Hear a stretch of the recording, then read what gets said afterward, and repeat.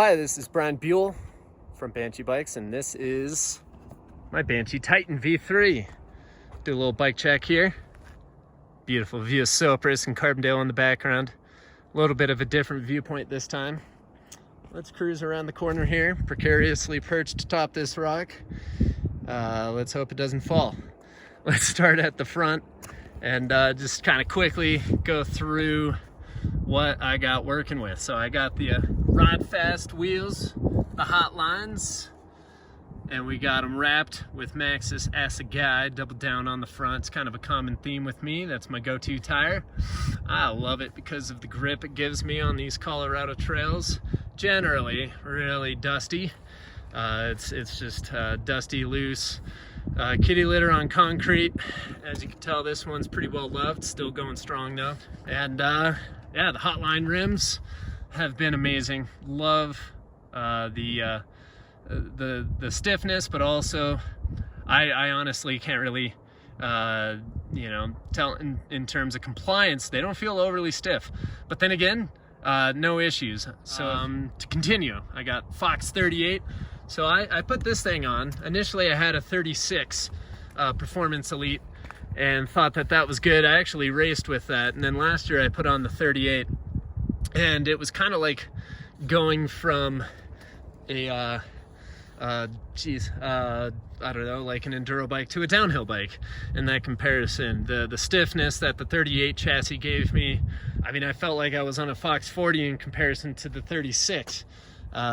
Truthfully, I think Martin Mays, enduro racer, kind of, you know, he said that he liked the 36 because it gave him a little bit of more compliance when going through the rocks. But I don't know, I believe that, and I think there's something to it, but I also really enjoy the stiffness and the level of control that the 38 gives you. So I've got that in 170 millimeters up front.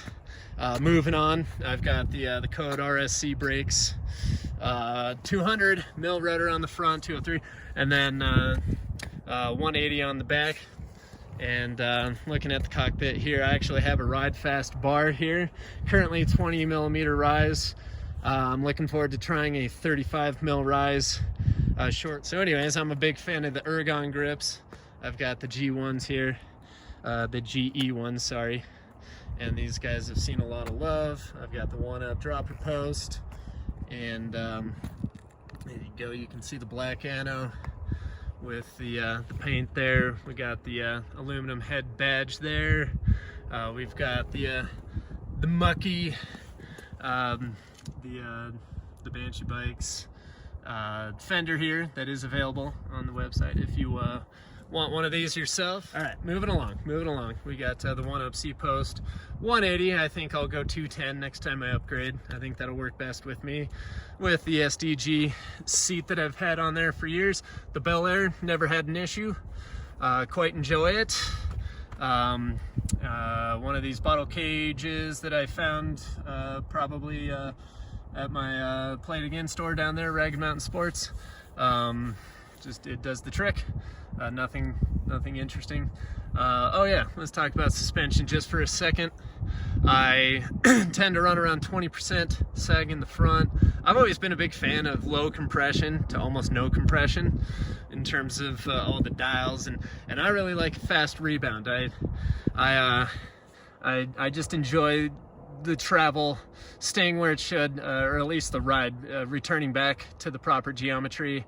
I don't want to get pogo sticked off the trail, but I prefer having a fast front and rear suspension setup. I match front and rear suspension so they're equal in terms of compression and rebound.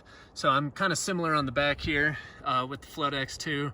I've set it up to around 15.5 millimeters of sag in the back, giving me a little bit less kind of sag, so I have a more supple ride. Just stay in the beginning stroke of the suspension a little bit more than some might want to be 17 millimeters in, but then again, then the the suspension compression starts to ramp up a little bit and becomes a little bit less supple. So I've found that the ride quality, especially when climbing on the Titan, is really good with less sag. So that's my recommendation. Check that out for yourself. Moving along, we got the MRP SXG. I go with the full chain guide and bash. And it's come in handy a few times, but then again, I've learned over the years to be a little bit of a smoother rider, so I feel like it occasionally saves my butt, but for the most part, outside of when I was racing, it's not a big deal around these parts. I just try to flow a little bit more. I don't take as many chances and make as many mistakes as I used to. Got the 170 millimeter descent Travative cranks, the Dub bottom bracket, 73 millimeter, and I really enjoyed these one-up composite pedals, something that I never really knew until last year.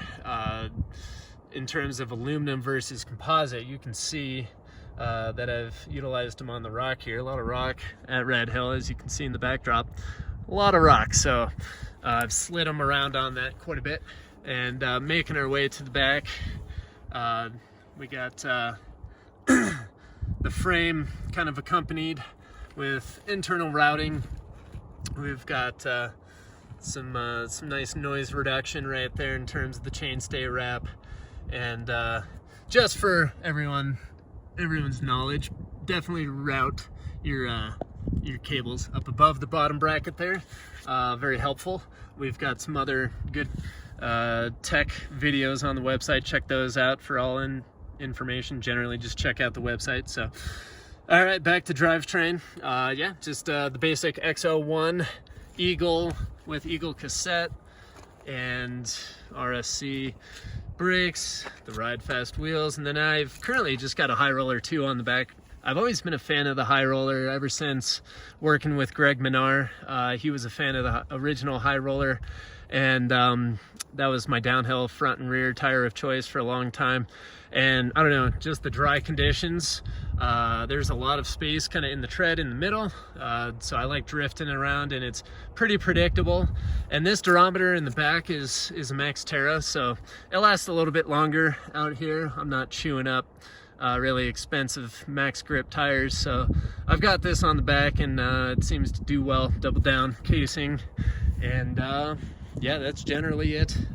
One up stem, the Banshee bikes, stock headset, and yeah, nothing else really too terribly special about it. I've got the dropouts set up, so I've got a lower bottom bracket, so I'm in the low position, and that's generally how I prefer this bike, unless I'm going to the desert or somewhere that's super duper chunky.